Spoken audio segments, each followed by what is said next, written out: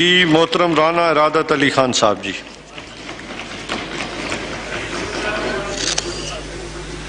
आप अपना mic on करें जी।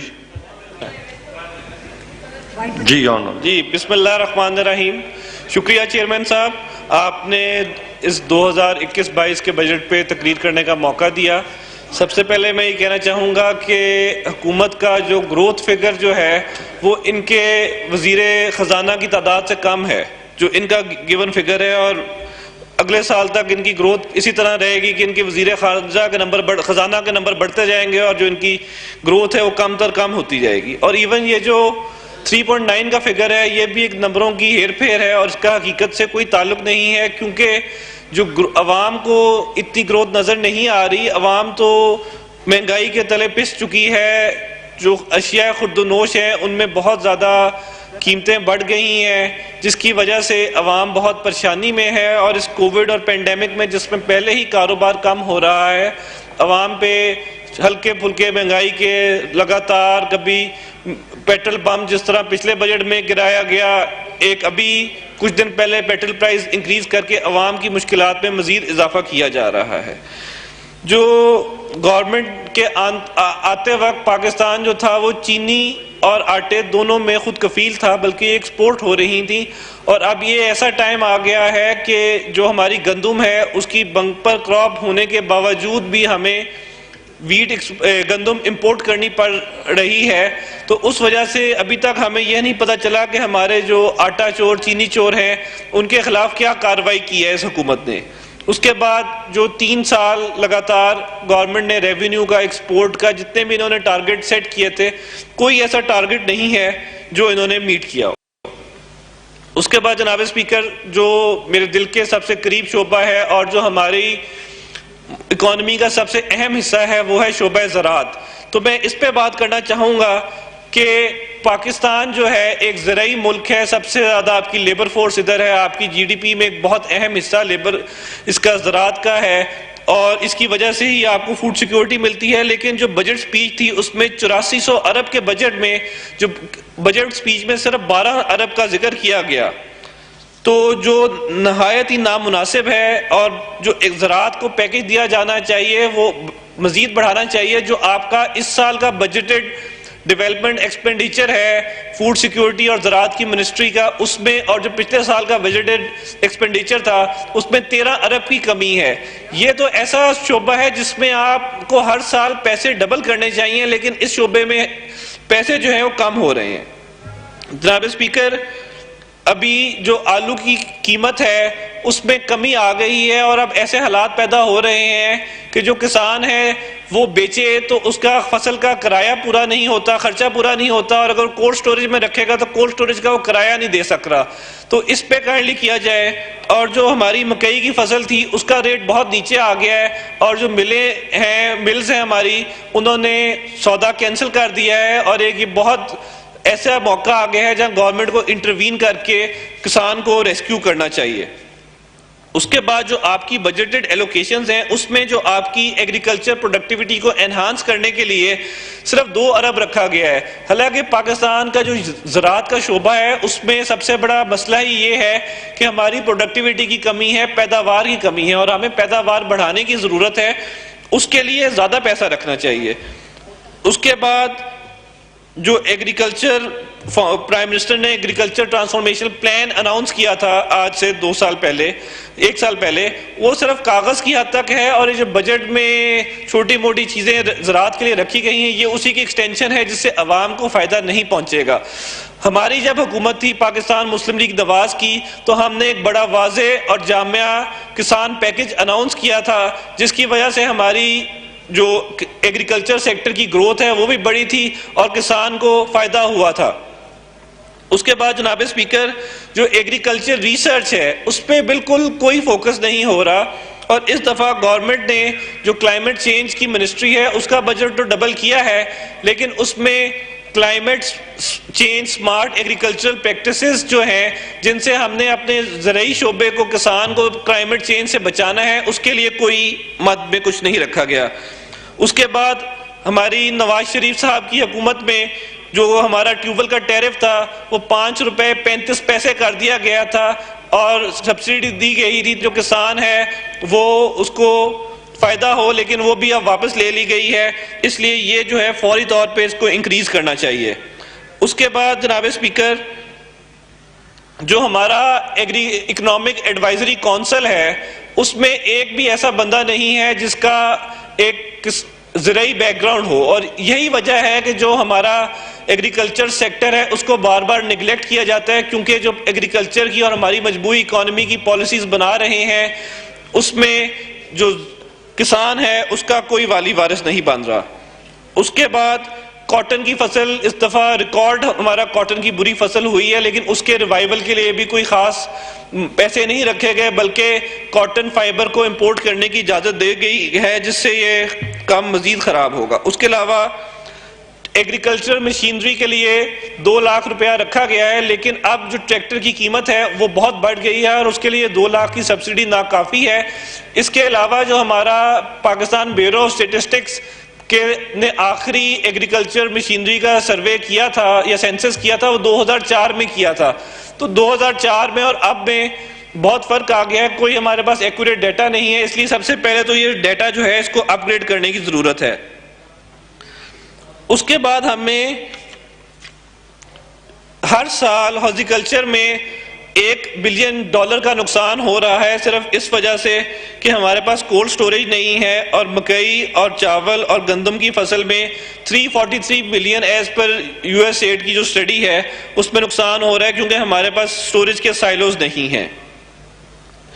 उसके अलावा जो वाटर मैनेजमेंट है, ख़ास तौर पे जो दही लेवल पे वाटर मैनेजमेंट है, उसके बारे में कोई ख़ास तवज्जो नहीं दी जाती, क्योंकि बड़े डैम बन जाते हैं, छोटे डैम बन जाते हैं, लेकिन मेन चीज़ है कि जब तक आपकी दही लेवल, देहात की लेवल पे वाटर मैनेजमेंट बेहतर नहीं होगी, तब तक पानी बचा के पानी का ज़्यादा एफिशिएंट यूज़ नहीं कर सकेंगे।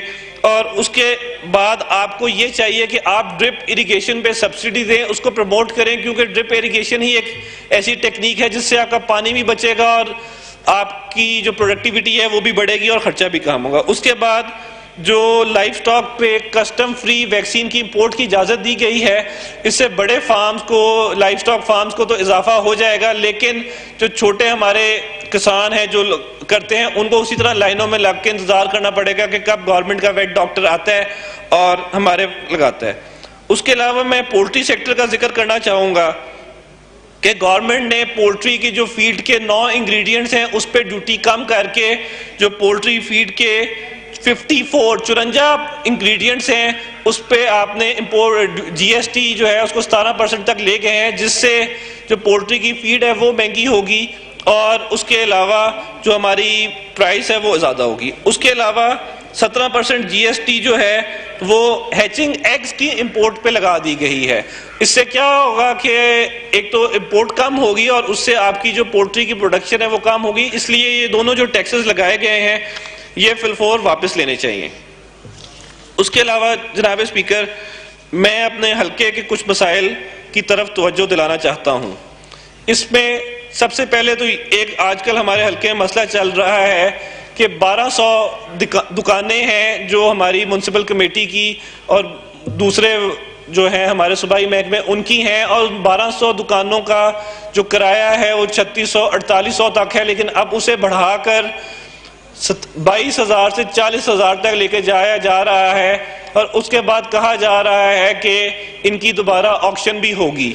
जनाब स्पीकर, ये जो दुकानें हैं ये 8 बाय 10 स्क्वायर फीट यानी 80 स्क्वायर फीट की दुकानें हैं, जिसमें एक चारपाई मुश्किल से आती है और बीच में इसमें कई जगह एक दुकान में 2-2, 3-3 पार्टनर भी बैठे हुए हैं। तो उसमें इतनी इस दुकान से आपकी इनकम नहीं हो सकती कि आप इनको 22 से 40,000 रुपया जो है इनका किराया लगाएं।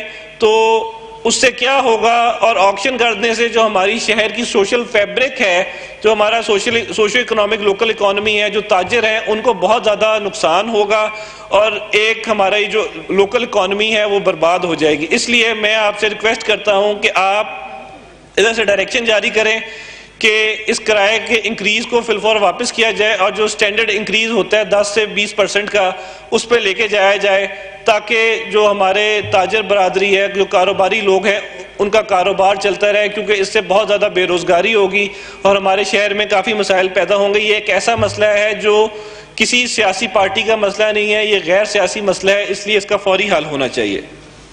उसके बाद हमारी जो साहिवाल डिवीजन है, जिसके साथ ही हमारा शहर आरिफ वाला है, उसमें साहिवाल को लिंक किया जाए लाहौर मुल्तान मोटरवे से समुंदरी के साथ लिंक किया जाए, ताकि हमारा जो इलाका है वो भी इजीली जो मोटरवे की फैसिलिटीज यूज़ कर सके और वो भी जो हमारे ट्रैवलिंग टाइम बहुत ज़्यादा है वो कम हो जाए। अभी बहुत हमें दूसरे रूट से जाना पड़ता है, इसके लिए जो है फौरी तौर पे फंड्स रखे जाने चाहिए कि साहिवाल को लिंक किया जाए लाहौर मुल्तान मोटरवे से समुंदरी पे। उसके अलावा हमारी जो मियाँ नवाज शरीफ की हुकूमत थी उसमें लोड शेडिंग का खात्मा हो गया था, लेकिन अब पता नहीं क्या वजह बनी है कि इस हुकूमत ने दोबारा 12-14 घंटे की लोड शेडिंग देहातों में शुरू कर दी है और हमारे हल्के में लोड शेडिंग बहुत ज़्यादा हो रही है। इस लोड शेडिंग का फौरी तौर पर खात्मा होना चाहिए। उसके अलावा वाइंड अप प्लीज। जी सर, बस थोड़ा सा टाइम आपका और चाहिए। उसके अलावा हमारे हल्के में शहर के और बहुत सारे दही इलाके हैं जहां सुई गैस नहीं है, और जहां सुई गैस है वहां सुई गैस का प्रेशर नहीं है। तो एक तो ये प्रॉब्लम रिजॉल्व करनी चाहिए और बिला तफरीक जो है वो सुई गैस फराहम की जाए।